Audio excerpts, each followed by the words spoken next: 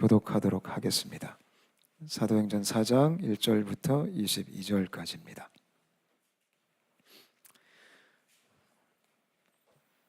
제가 먼저 읽겠습니다. 사도들이 백성에게 말할 때에 제사장들과 성전 맡은 자와 사두개인들이 이르러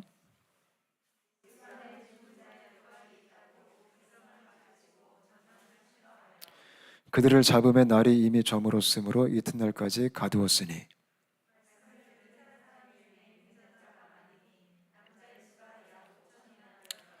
이튿날 관리들과 장로들과 서기관들이 예루살렘에 모였는데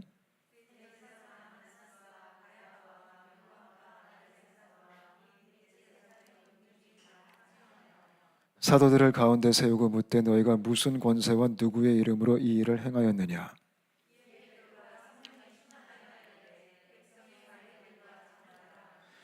만일 병자에게 행한 착한 일에 대하여 이 사람이 어떻게 구원을 받았느냐고 오늘 우리에게 질문한다면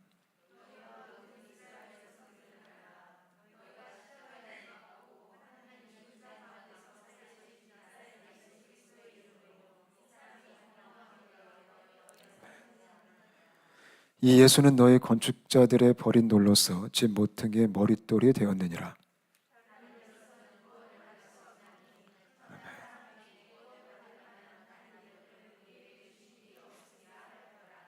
그들의 베드로와 요한이 담대하게 말함을 보고 그들을 본래 학문 없는 범인으로 알았다가 이상히 여기며 또 전에 예수와 함께 있던 줄도 알고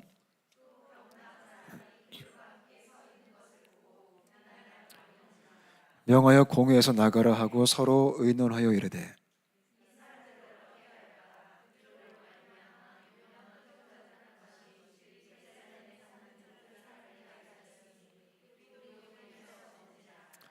이것이 민간에 더 퍼지지 못하게 그들을 위협하여 이후에는 이 이름으로 아무에게도 말하지 말게 하자 하고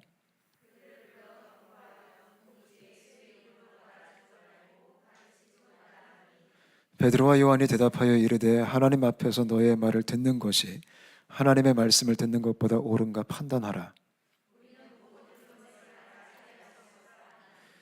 관리들이 백성들 때문에 그들을 어떻게 처벌할지 방법을 찾지 못하고 다시 위협하여 놓아주었으니 이는 모든 사람이 그 된 일을 보고 하나님께 영광을 돌림이라. 이 표적으로 병 나은 사람은 40여 세나 되었더라. 아멘. 우리 옆에 있는 분들에게 인사 한번 하겠습니다. 사랑합니다. 축복합니다. 같이 인사할게요. 네. 오늘 반가운 얼굴들도 많이 오셨습니다. 우리 오래되신 새신자분들이 많이 오셨습니다. 저희가 수요일 날 계속 사도행전 함께 보고 있고요. 제가 오늘 설교 준비하면서 아주 오래된 영화인데 쿼바디스라는 영화가 좀 생각이 났습니다. 쿼바디스라는 영화 혹시 아시나요? 아주 오래된 기독교 영화입니다. 그 영화가 어떤 내용이냐면 아주 옛날 초대교회 시대 영화고요. 그 로마 식민지 때 이 초대 교인들이 핍박을 받았던 그 내용을 담고 있는 고전 영화입니다. 그래서 그 영화의 그 하이라이트의 장면이 뭐냐면 콜로세움에서 이 교인들을 다 가둬놓고 사자밥이 되게 하는, 제가 잊을 수 없는 장면이 사자가 어슬렁어슬렁 걸어 나오고 있는데 이 초대 교인들이 손에 손을 잡고 하나님을 찬양하는 그런 장면이 나옵니다. 근데 그 교인들의 구성원들이 어린아이도 있고 또 여자도 있고 남자도 있고 할아버지 할머니도 계시고, 그래서 하나님을 찬양하면서 사자를 만나는, 사자밥이 돼서 이제 목숨을 잃어가는 그런 영화가 좀 생각이 났습니다. 여러분, 이 초대교회 당시에는 이 초대교인들이 핍박을 참 많이 받았습니다. 이 로마 식민지 아래에서 정말 죽임도 많이 당하고 협박도 많이 당하고 고통도 많이 당했습니다. 우리가 흔히 알듯이 교회의 역사를 보면은 교회들이 핍박을 참 많이 받았죠. 요즘은 좀 덜하지만 여러분, 요즘도 핍박이 있습니다. 요즘도 우리 중국이나 또 북한이나 또 중동 또 모슬렘 국가들은 여전히 이 기독교인들을 핍박하고 또 교회를 불사르고 또 선교사님들을 죽이기까지 하는 그런 이 고난과 핍박이 끊이지 않고 일어나고 있습니다. 제가 볼 때 이 크리스천의 삶과 핍박과 고난은 떨어질 수 없는 사이입니다. 이거는 제가 볼 때 주님 만나는 그날까지 어쩌면 우리 모두도 피해갈 수 없는, 사실 우리가 요즘 너무 편안하게 신앙생활을 해가지고 감이 안 잡힐 때가 있지만, 여러분 원래 기독교라는 종교는 핍박의 종교입니다. 핍박을 받으면서 꾸준히 성장했던 게 기독교입니다. 핍박이 있었기 때문에 오늘날 저희가 있는 겁니다. 세상에 감당할 수 없는 크리스천들이, 그 교회들이, 선배들이 있었기 때문에 복음이 전파된 겁니다. 참 신기하게 예수 믿는 믿음은 고난을 통해 퍼져나갑니다. 한 알이 미리 땅에 떨어져 썩어야 생명이 일어납니다. 이 죽음의 원리, 십자가의 원리가 적용됩니다. 그렇기 때문에 지금도 끊임없이 똑같은 원리 안에 주님이 일하십니다. 우리는 너무 이렇게 안락하게 즐겁게 신앙생활을 하지만 마찬가지 우리의 삶 또한 그런 고난과 복음으로 인한 핍박이 있을 때 우리의 삶을 통해서 생명의 열매가 맺혀질 겁니다. 어쩌면 우리에게도 장차 이런 날이 닥쳐올 수도 있습니다. 제가 볼 때 이 마지막 때가 되면 될수록 이 크리스천들을 향한, 이 기독교를 향한 고난과 핍박은 더욱더 실제가 될 것입니다. 특히 요즘 우리가 이 코로나 시대 지나면서 한국에서는 기독교인들이 정말 욕을 많이 먹었습니다. 물론 기독교가 잘못해서 욕을 먹을 수도 있습니다. 근데 재미난 것은 사람들은 기본적으로 싫어합니다. 그게 참 슬프게 이 복음의 어떤 운명 같습니다. 그래서 성경을 봐도 그렇고 교회 사를 봐도 그렇고 지금도 일어나고 있는 일들을 봐도 그렇고 어쩌면 초대교회의 이런 모습들이 우리도 함께 경험할 수밖에 없는 그런 모습이 될 수도 있습니다. 그래서 가장 중요한 게 뭐냐면 저와 여러분이 그런 핍박과 고난이 와도 그 쿼바디스 영화의 한 장면처럼 오늘 베드로와 요한처럼 담대하게 세상에 감당할 수 없는 그런 크리스천 되시기를 축복합니다. 우리가 잘 알듯이 로마의 그런 핍박 속에 교회들이 꿋꿋하게 이겨나갔습니다. 아무리 죽여도 모였고요. 아무리 핍박해도 또 모였고요. 하지 말라 그래도 예배하고, 찬양하지 말라 그래도 찬양하고, 전도하지 말라 그래도 전도하고, 신기하게 핍박을 하면 할수록 더 왕성해지는 게 교회였습니다. 우리가 잘 알듯이 출애굽기 말씀도 바로가 죽이려고, 이스라엘 백성들을 죽이려고 핍박을 하잖아요. 근데 핍박을 하면 할수록 이스라엘 백성이 더욱더 많이 번성했습니다. 그게 교회의 신기한 DNA입니다. 여러분, 예수 믿는 사람들은 힘들어야지 이 견고해집니다. 그런 견고함이 우리 안에 있게 되시기를 축복합니다. 그래서 고난과 핍박은 그런 의미에서 축복이 될 수 있어요. 고난과 핍박이 없으면 신앙생활 느슨해집니다. 역사적으로 봐도 편하게 신앙생활 했던 그 시기에 교회들이 다 타락을 해버렸습니다. 그러니까 제가 볼 때 둘 중에 하나 같아요. 타락이냐 핍박이냐. 저는 저와 여러분이 이왕이면 오늘 말씀처럼 이 수많은 주님의 길을 걸었던 선배님들처럼 우리가 핍박으로 인해서 성숙한 그런 크리스천들 되시기를 축복합니다. 물론 이게 참 무섭죠. 저도 생각해 보면 과연 내가 그렇게 할 수 있을까 이런 고민이 좀 되지만 그렇게 하고 싶은 마음은 있습니다. 그래서 그런 은혜가 우리 온사랑교회 가운데 있었으면 좋겠습니다. 오늘 특별히 본문은 이런 세상에 감당할 수 없는 담대한 증인에 대해서 너무나 좋은 예를 보여주고 있습니다. 바로 베드로와 요한입니다. 1절부터 3절 우리 다시 한번 같이 읽어보겠습니다.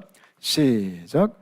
사도들이 백성에게 말할 때에 제사장들과 성전 맡은 자와 사두개인들이 이르러 예수 안에 죽은 자의 부활이 있다고 백성을 가르치고 전함을 싫어하여 그들을 잡음에 날이 저물었으므로 이튿날까지 가두었으나. 베드로와 요한이 놀라운 일을 행했습니다. 우리가 지난번에 공부했듯이 사도행전 3장을 보니까 베드로와 요한이 안전뱅이를 치유했습니다. 이거는 착한 일입니다. 좋은 거 한 겁니다. 그 일 때문에 많은 사람들이 구경하려고 모였습니다. 남자만 5,000명 정도 모였다면 제가 볼 때 한 15,000명 정도 모인 겁니다. 여자와 어린아이까지. 더 많았으니까요, 항상. 그 가운데 베드로와 요한이 안진뱅이를 치유한 다음에 모인 사람들에게 뭐 했죠? 그 기회를 잡아서 전도했습니다. 예수님을 전했습니다. 그들은 치유를 발판 삼아 자신들의 명예를 챙기지 않았습니다. 사실 제가 곰곰이 생각해 봤는데 자신들의 명예 챙기기 너무나 좋은 찬스가 지금 생긴 거예요. 그죠? 나 같았으면 어땠을까 고민해 봤어요. 내가 만약에 지금 안진뱅이를 일으켰고 저기 커즈웨이 베이에서 갑자기 우리 홍콩인들이 다 모였어요. 기적이 일어났다. 아마 그때 종교가 하나 창설되지 않았을까? 보편적인 사람이라면. 근데 베드로와 요한은 그거를 발판 삼아서 왜 우리를 쳐다보느냐? 마치 우리에게 이런 능력이 나간 것처럼 왜 우리한테 집중하느냐? 이렇게 겸손하게 고백한 다음에 예수님을 증거합니다. 참 놀랍습니다. 저는 저희 공동체가 그런 공동체가 되었으면 좋겠어요. 가끔 온사랑교회를 자랑할 거리가 생겨도 그 자랑거리를 발판 삼아 예수만 자랑할 수 있게 되시기를 바라요. 그러니까 온사랑교회는 예수님만 자랑됐으면 좋겠어요.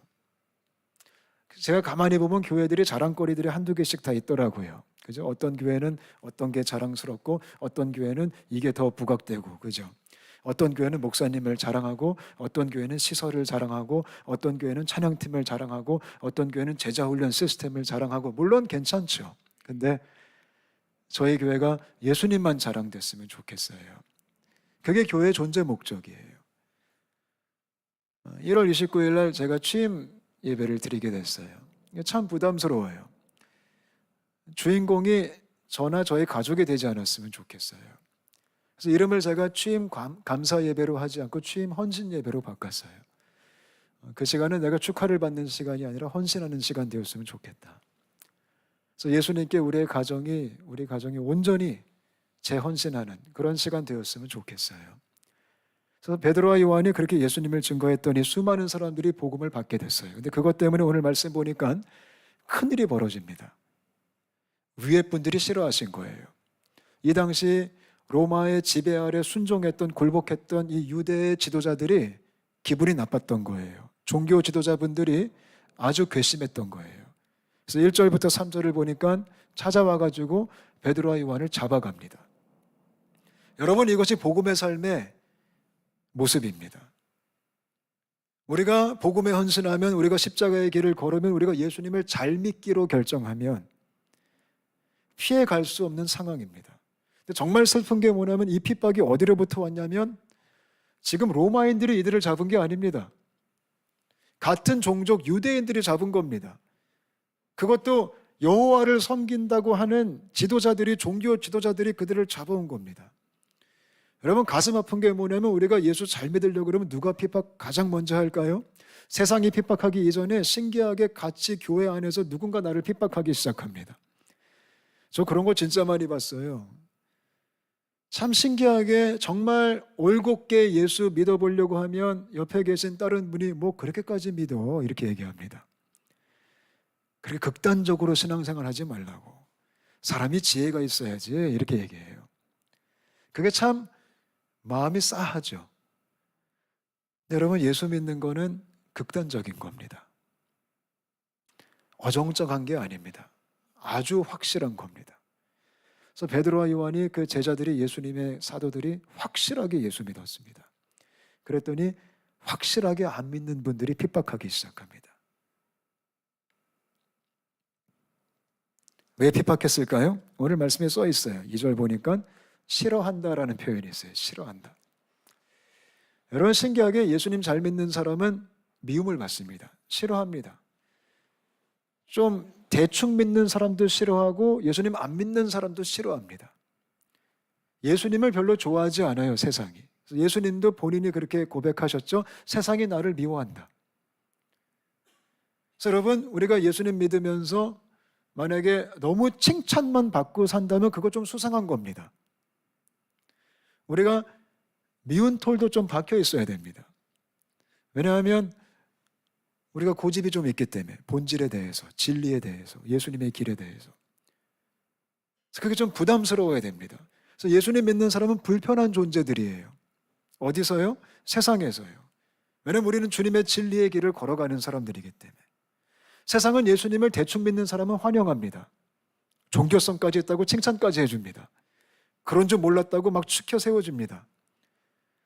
근데 원래 진짜는 싫어합니다.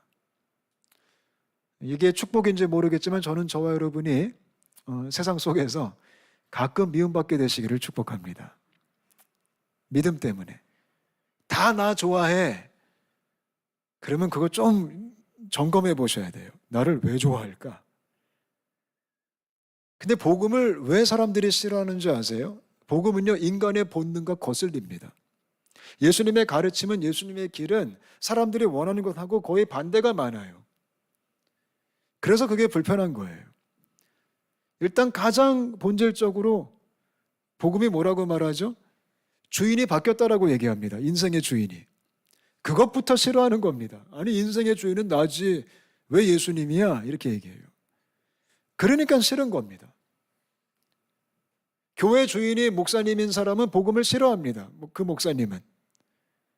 교회의 주인은 예수님입니다. 그러면 그게 그냥 싫은 거예요. 이 교회 내가 개척했는데, 내가 얼마나 공을 들였는데, 내가 헌금한 게 얼만데.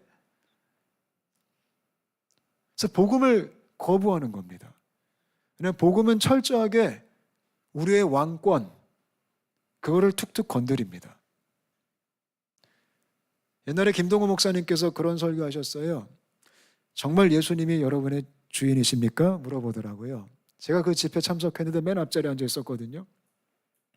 다들 아멘 했죠. 당연히 예수님이 주인이십니다 라고 고백했죠. 그 다음에 김동호 목사님께서 갑자기 지갑을 꺼내세요. 이거의 주인은 누구십니까? 그러는 거예요. 다들 조용해지셨어요. 근데 그 다음 하신 말씀이 이거의 주인이 진짜 여러분의 주인입니다. 그러는 거예요. 그래서 이거의 주인이 예수님이면 정말 여러분의 주인이 예수님이십니다. 근데 이거의 주인이 당신이면 여러분의 주인은 당신입니다. 제가 참 그 말씀이 참 마음에 와닿았어요. 지금도 기억합니다. 그래서 세상이 싫어하는 거예요. 우리는 이것만큼은 건드리지 않았으면 좋겠다는 영역이 있잖아요. 주님 딴 건 다 되지만 얘는 안 됩니다. 근데 우리 주님은 집요하게 또 걔를 건드려요. 꾹꾹. 제가 예전에 샘물교회 사역할 때 가장 안정적이었어요. 재정적으로나 생활적으로나. 왜냐하면 샘물교회가 부교육자들에게 너무 잘해주셨어요. 그래서 저희 집이 별 걱정 없이 살았어요. 그래서 제가 꼬박꼬박 저금까지 했어요. 기특하죠. 또 제가 경영학과 나와가지고 또 제가 또 성격이 불안해가지고 저금도요 매달 50만 원씩 했어요. 알뜰하게 살면서. 그러다가 샘물교회를 사임하고 제가 선교단체를 개척했어요. 개척을 하면서 개척 자금이 없었죠. 돈이 없었죠. 그래서 교회에서 후원을 요청했어요. 성도님들이 후원 많이 해주셨어요. 후원 작정서를 진짜 많이 써주셨어요. 제가 대충 계산해 보니까 이 정도면 충분해요. 그래서 얼마나 고마운지. 그래서 그날 밤 약정서를 받고 너무 기쁜 나머지 하나님께 감사의 기도를 드렸어요. 주님 고맙습니다. 역시 주님의 은혜죠. 근데 하나님이 그 약정서를 받은 것에 대한 불편한 마음을 주셨어요. 제 마음에 들었던 감동이 성호야 나는 네가 종이 쪼가리 의지하지 않고 정말 나를 의지하는 방법을 배웠으면 좋겠다. 그래서 제가 버럭 화를 냈어요. 주님 그건 아니죠. 신앙생활 그렇게 하시면 안 되죠. 제가 주님께 훈계의 말씀을 드렸어요. 근데 마음이 찝찝했어요. 그래서 결정을 했죠. 그 약정서 받은 걸 다 폐기해버렸어요. 그러니까 제가 함께 섬기기로 한 선교단체가 이제 돈이 들어올 길이 없는 거예요. 돈 들어올 모든 길을 다 차단해버린 거예요. 불안한 거예요. 하나님이 제 마음을 감동 주셨어요. 성호야 너 돈 있잖아 그러는 거예요. 너 적금 들었잖아. 그리고 퇴직금 받았잖아. 하나님 완전 싫어요. 그걸 내가 얼마나 힘들게 모은 건데. 그리고 퇴직금은 내 건데. 내가 일해서 받은 건데. 그걸 건드시는 거예요. 그리고 그게 전부인데 지금. 아니 주님 내가 약정서도 다 캔슬했고요. 지금 재정에 들어올 길도 없는데요. 이것마저 건드신다면 우리 가정은 어떻게 해야 됩니까? 너무 싫었어요 주님이. 신앙생활 그렇게 하면 안 되잖아요. 우리가 좀 지혜롭게 해야 되잖아요. 제가 신비주의자도 아니고. 근데 계속 마음이 부담스러운 거예요. 그래서 제가 주님께 쇼부를 쳤어요. 주님, 그럼 5대5로 합시다. 제가 그랬어요. 그때 2천만 원 있었어요, 제가 통장에. 그게 저희 집 전 재산이었어요. 그래서 5대5로 해서 제가 5천만 원을 그 개척한 단체에 헌금을 했어요. 이것이 이제 우리의 시드머니다. 네, 1,000만 원을. 그 얼마나 큰 돈이에요. 제 입장에 2천만 원 중에 반을 드렸잖아요. 대단하잖아요. 제가 얼마나 뿌듯했는지 몰라요. 역시 난 주님을 사랑하나 봐.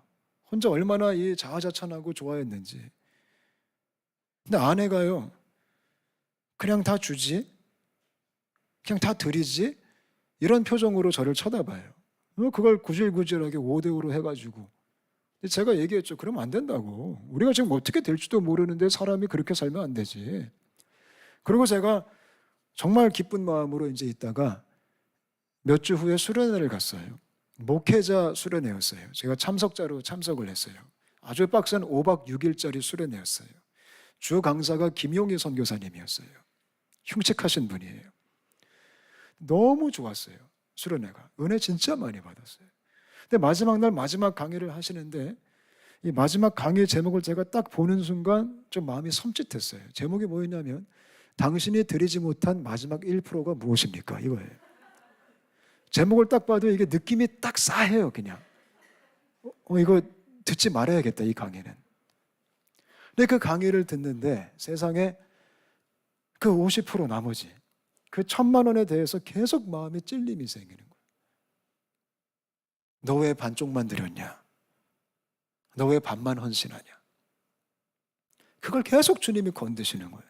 그러니까 얼마나 싫어요. 근데 어떻게 해요? 항복했죠. 주님 알겠습니다. 짜증 막 내고요. 그래서 수련회 마치고 정말 그 전까지 은혜롭게 좋은 시간 보냈다가 울상이 돼서 집에 돌아왔어요. 그래서 제가 아내한테 얘기했어요. 여보, 나머지도 달라셔. 그때 아내가 저한테 한 말 중에 잊을 수가 없어요. 썩소를 날리면서 그럴 줄 알았다라는 표정을 지으면서 거봐 이러는 거예요. 거봐. 그래가지고 다 털렸어요. 여러분, 이게 복음이에요. 우리 주님은 다 달라 그러세요. 예수 믿는 게 다 주는 거거든요. 이게 얼마나 싫겠어요, 세상에. 그래서 예수님을 신앙생활을 적당히 하는 건 괜찮은데 그 다 달라고 하시니까 문제가 항상 발생하는 거예요. 그래서 싫은 거예요. 그래서 핍박을 받는 거예요. 그래서 베드로와 요한이 끌려간 거예요.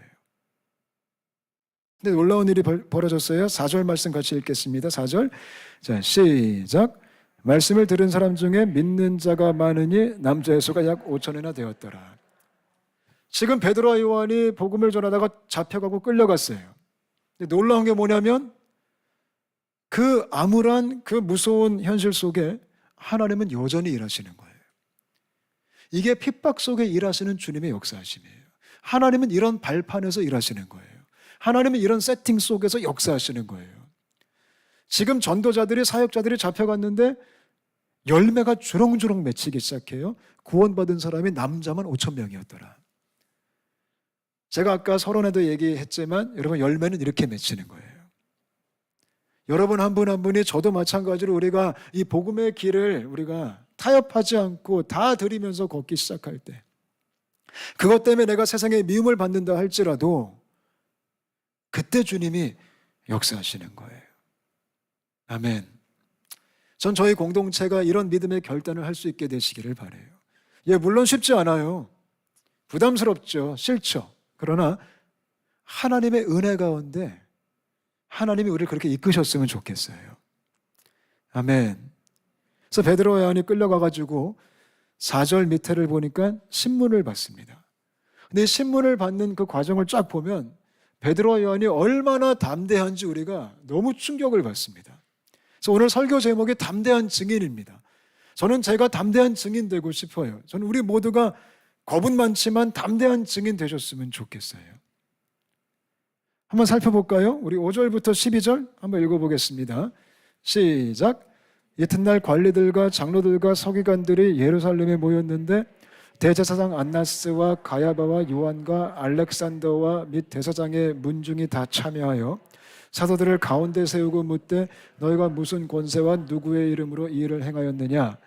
이에 베드로가 성령이 충만하여 이르되 백성의 관리들과 장로들아, 만일 병자에게 행한 착한 일에 대하여 이 사람이 어떻게 구원을 받았느냐고 오늘 우리에게 질문한다면 너희와 이 모든 이스라엘 백성들은 알라. 너희가 십자가에 못 박고 하나님이 죽은 자 가운데서 살리신 나사렛 예수 그리스도의 이름으로 이 사람이 강건하게 되어 너희 앞에 섰느니라. 이 예수는 너희 건축자들의 버린 돌로서 집 모퉁이의 머릿돌이 되었느니라. 다른 이로서는 구원을 받을 수 없나니 천하 사람 중에 구원을 받을 만한 다른 이름을 우리에게 주신 일이 없음이라 하였더라. 아멘. 여러분, 베드로와 요한이 전직 어부입니다. 그리고 무식해가지고 무시당했던 사람들이죠. 나중에 그 얘기도 하잖아요. 그러니까 권력자들이, 무서운 사람들이, 힘이 있는 분들이, 돈이 있는 분들이, 로마에 빽이 있는 분들이 이 사람들을 지금 이 나약하고 돈도 없고 가난한 어부 출신의 모든 것 다 버리고 주님을 따른 이 두 분을 가운데 세웠더라. 한번 생각해 보세요. 얼마나 무서웠을까? 얼마나 쫄았을까? 얼마나 압도당했을까? 그 분위기가 얼마나 삭막했을까? 근데 여기서 보면요, 이 베드로와 요한이 전혀 꿀리지가 않아요.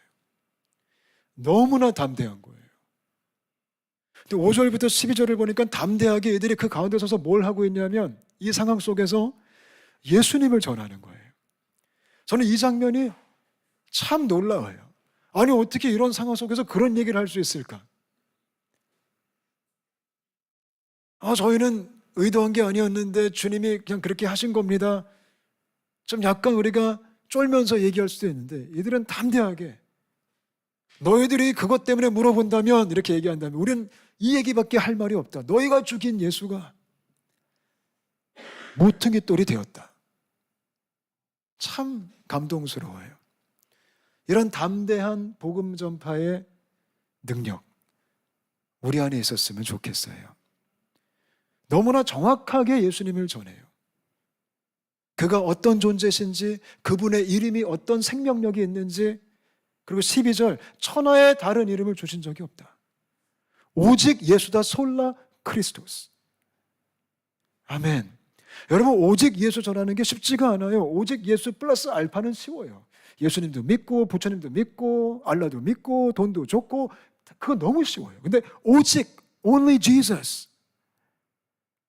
이거는 엄청난 메시지예요. 천하에 하늘과 땅 통틀어서 No other name but Jesus. 아멘. 전 저희 공동체가 이 말을 할 수 있게 되었으면 좋겠어요. 아멘. 네. 예수님도 좋고 딴 것도 좋은 건 괜찮아요. 쉬워요. 근데 예수님만 이거는 아주 힘든 거예요. 근데 베드로와 요한이 담대하게 또 복음을 전파해요. 13절부터 한번 읽어볼까요? 자, 시작. 그들이 베드로와 요한이 담대히 말함을 보고 그들을 본래 학문 없는 범인으로 알았다가 이상히 여기며 또 전에 예수와 함께 있던 줄도 알고 또 병나은 사람이 그들과 함께 서 있는 것을 보고 비난하는 말이 없는지라. 여기까지 읽겠습니다.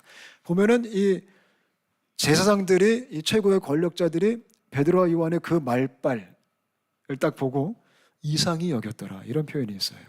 얘네 원래 이런 사람이 아니었는데. 할렐루야. 여러분, 예수님 믿는 증인들은 이상히 여김을 받아야 됩니다. 저는 저와 여러분이 이상한 사람 되었으면 좋겠어요. 쟤 좀 이상해. 쟤 왜 저래? 왜 저렇게 살아? 왜 저렇게 결정해? 이렇게 해야지. 전 자녀 교육을 좀 이상하게 하네. 왜 돈을 저렇게 써? 사업도 이상하게 하네. 그게 크리스천이에요. 세상 사람들이 하는 대로 다 하면 이상함이 전혀 없습니다. 여기서 이상하다라는 말이 뭐 정신 나갔다 이런 뜻이 아니고 다르다라는 말이에요. 쟨 좀 다르네. 세상의 모든 이치가 다 일로 흘러가고 있는데 얘는 좀 왜 저래? 저 엄마 왜 저래? 아니, 지금이면 자녀 교육을 위해서 이것도 해야 되고 저것도 해야 되고 이런 거 정보 받아야 되고 대학 진학시키려면 이것도 다 해야 되는데 아니, 저 엄마는 정신 나갔나 봐. 아멘. 여러분, 이상하세요? 이상한 분들 되시기를 바라요. 그러니까 우리는 세상에서 이상한 존재로 살아가는 거예요. 그걸로 인정받으셔야 돼요. 독특하다. 근데 그게 능력이에요. 오늘 보면 베드로와 요한 때문에 그들을 신문했던 이 막강한 권력자들이 영향을 받고 있어요. 지금 간접적인 임팩트를 받고 있는 거예요. 우리는 조용한 혁명자가 돼야 돼요. 우리는 피켓 들고 나가는 사람들은 아니에요. 그러나 우리의 삶을 통해 우리의 이런 삶의 모습 때문에 조용한 혁명가로 살아가는 게 예수 믿는 사람들이에요. 저는 온사랑교회가 그냥 홍콩 땅 안에서 뭐 화려하게 크게 아무것도 안 해도 괜찮아요. 여러분 한 분 한 분이 삶에서, 일상에서, 부모님들과의 관계 속에서, 학교 안에서, 직장 안에서 조용한 혁명가가 되시기를 바라요. 하나님 나라는 그렇게 전파되는 거예요. 행사로 전파되지 않아요. 이벤트로 전파되지 않아요. 어떤 큰 사건, 데모로 피켓 들고 전파되지 않아요. 촛불로 전파되지 않아요. 조용하게 스물스물 생명이 흘러가는 거예요. 할렐루야. 계속 읽어볼까요? 자, 15절부터 시작.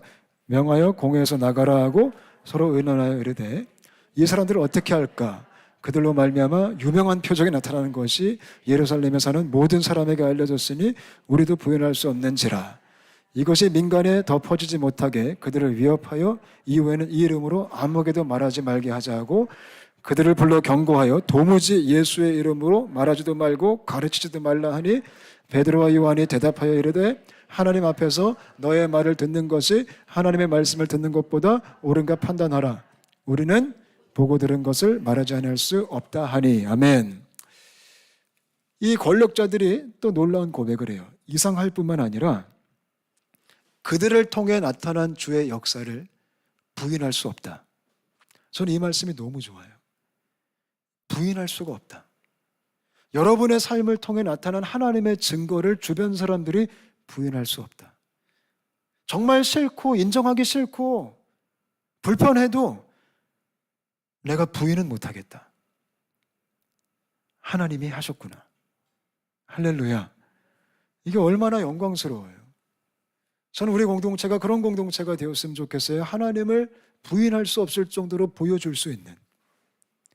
아멘. 여러분들의 자녀가요, 여러분의 삶을 봤을 때 엄마 잔소리 싫지만, 엄마가 교회 하는 거 싫지만 엄마 아빠의 삶을 보면 부인할 수 없을 정도의 그 하나님의 흔적, 그게 있으면 애들은 좀 놀아도요 곁길로 가지 않아요.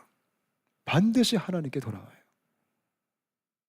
저희 부모님 여기 계시는데 저희 부모님이 하나님 교회 하고 저희 자녀들을, 저를 양육하셨어요. 정말 가정예배 맨날 드렸거든요.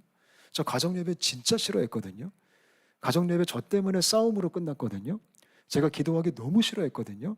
맨날 똑같은 말 하는 거 정말 짜증났거든요. 성경을 진짜 많이 읽히게 하셨어요. 성경을요 매일매일 읽었어요. 요즘 저희 성경 통독방 계속 부흥하고 있어요. 네. 너무 싫었어요. 근데 제가 한 가지 확실한 것은 저는 신앙생활을 저희 부모님 등을 보고 배웠어요. 그래서 저도 해외에 살았기 때문에 저희 부모님이 자녀들을, 저를 먼저 따로 한국으로 보내셨죠. 혼자 살았죠. 아마 불안해하셨겠죠. 아들을 혼자 한국에 보냈으니까. 또 한국의 대학 문화, MT, OT, 물론 처음에 제가 즐겼죠. 프리스타일이었기 때문에 열심히 놀았어요. 근데 놀라운 게 대학교 2학년 때 수련회 잘못 갔다가 은혜를 받게 됐죠. 하나님께 돌아왔죠.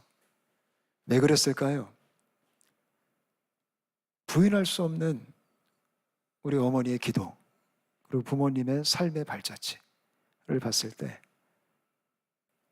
그게 그냥 잡혀올 수밖에 없는 거예요. 그게 낚임의 정책이에요. 그래서 여러분의 삶 속에 그런 부인할 수 없을 정도의 하나님의 스토리들이 가정 가운데 있게 되시기를 바라요.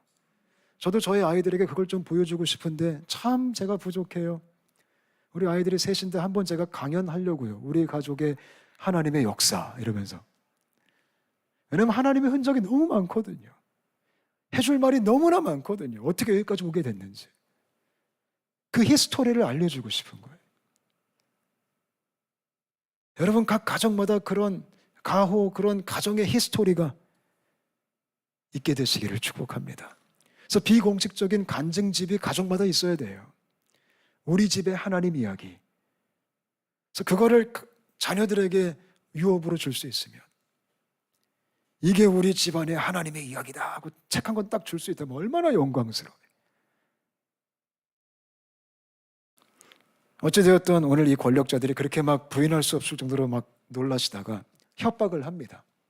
뭐라고 협박하냐면 다시는 예수의 이름으로 말도 하지 말고 가르치지도 말라.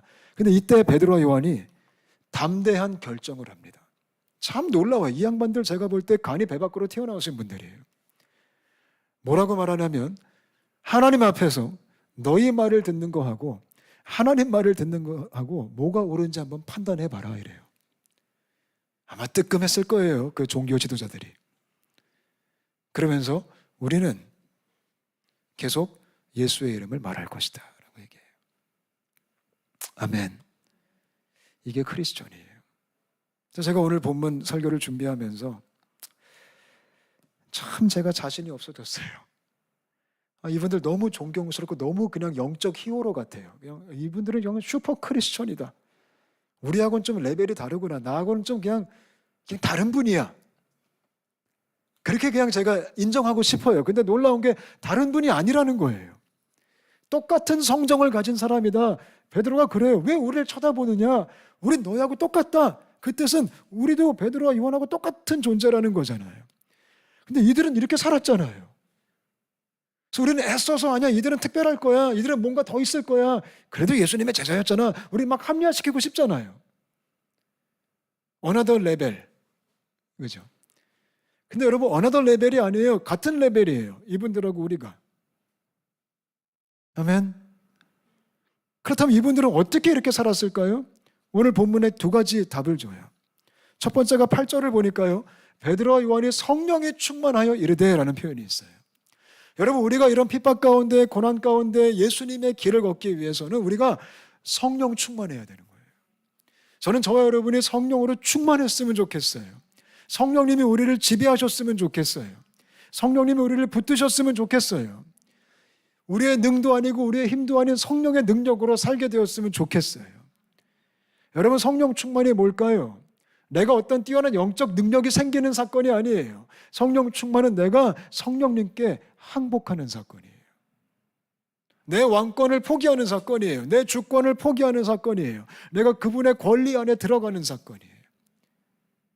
그럴 때 이렇게 살 수 있는 거예요. 내가 힘이 세질 때 이렇게 살 수 있는 게 아니라 내가 주님께 굴복할 때 이렇게 살 수 있는 거예요. 저는 온사랑교회가 성령 충만한 교회 됐으면 좋겠어요. 그래서 제가 올 사역 계획 짜고 조직 만들고 지금 굉장히 해피해요. 힘든데 기대감이 있어요. 감사하게 지난주에 조직이 다 완성이 됐어요. 오늘 새벽에 기도하는데 그 조직이 얼마나 연약한지를 주께 고백했어요. 일단 저부터 시작해서 얼마나 이게 약한지 딱 펼쳐봤는데 너무 흔들흔들하게 보여요. 제가 볼 때요. 그래서 너무 좋아요. 그렇기 때문에 주님이 필요해요. 그렇기 때문에 성령의 역사가 있어야 돼요. 아멘. 그렇기 때문에 굴복하고 싶어요. 여러분 한 분 한 분이 성령 충만했으면 좋겠어요. 그래서 그것 때문에 그들이 이렇게 살 수 있는 거예요. 이들이 뛰어나서가 아니라, 우리보다 잘나서가 아니라, 우리보다 믿음이 좋아서가 아니라, 믿음은 다 안 좋아요. 하나님이 좋으시기 때문에, 그 선하신 분께 굴복했기 때문에 이렇게 살아갈 수 있는 거예요. 또 두 번째, 이들이 이렇게 살았던 이유는요, 이런 표현해요. 20절에 우리는 보고 들은 것을 말하지 아니할 수 없다. 이게 너무 중요한 포인트예요. 보고 들은 게 확실한 사람이 이 길을 걸어가는 거예요. 제가 질문할게요. 여러분 신앙생활 지금까지 하시면서 정말 보고 들으신 게 있으세요? 정말 내가 보고 들은 게 있어요?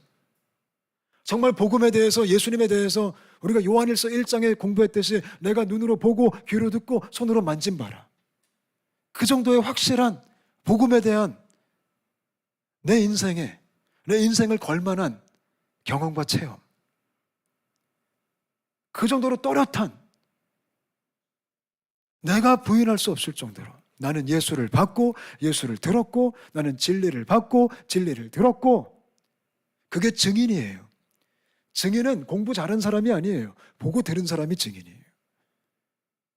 저는 온사랑교회가 많이 보고 많이 들었으면 좋겠어요. 여러분 한 분 한 분이 많이 보고 많이 들었으면 좋겠어요. 누구를요? 하나님을, 복음을, 예수님을, 성령님을. 아멘. 교회 차원적으로 마찬가지. 우리 교회도요, 많이 보고 많이 들었으면 좋겠어요. 그렇게 될 때 우리가 베드로와 요한처럼 이런 담대한 증인이 될 수 있는 거예요. 결론을 내리겠습니다. 이들이 이렇게 용기가 충만했던 것은 이들이 세서가 아니에요. 확실해서 그래요. 확실했기 때문에 그런 거예요. 예수가 너무 확실하고 복음이 너무 확실하고 그들에게 성령님이 너무 확실했기 때문에 그래서 이 길을 걸어가는 거예요. 저는 우리 모두에게 예수 그리스도의 복음이 확실한 사건 되시기를 축복합니다. 같이 한번 기도하겠습니다. 하나님, 고맙습니다. 죽어 마땅할 죄인인 나를 먼저 사랑하시고 창세 전부터 택하셔서 하나님이 세상을 이처럼 사랑하사 독생자를 주셨으니 이는 저를 믿는 자마다 멸망하지 않고 영생을 얻게 하려 하심이라.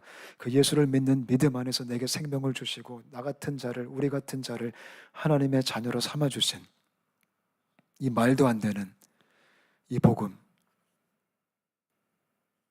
우리에게 부르심의 소망을 주시고 유업의 영광을 주시는, 또 우리와 동행하시고 아들을 믿는 자에게는 하나님의 자녀가 되는 권세가 있다라고 우리를 축복하시고 내가 너를 택하여 불렀고 지명하여 불러나니 너는 내 것이라. 이 우리가 가늠조차 할 수 없는 이 놀라운 하나님의 엄청난 진리가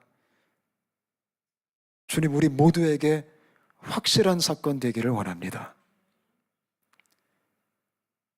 그래서 우리의 삶을 통해서 이 확실한 복음이, 이 확실한 진리가 부인할 수 없을 정도의 확실한 성령님의 역사하심이 베드로와 요한처럼 마음껏 흘러갈 수 있도록, 세상이 우리를 핍박하고 우리를 조롱해도 너무나 확실하기 때문에 이 길을 걸어갈 수 있도록 주님 저희 공동체를 축복하여 주시옵소서.